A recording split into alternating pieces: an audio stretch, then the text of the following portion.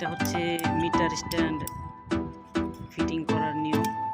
নিচে পলি পাইপ পরিষ্কার করে এলবো লাগাতে হয়। এলবো লাগানোর পরে বাকি কাজগুলো ধীরে ধীরে স্ট্যান্ড দাঁড় করিয়ে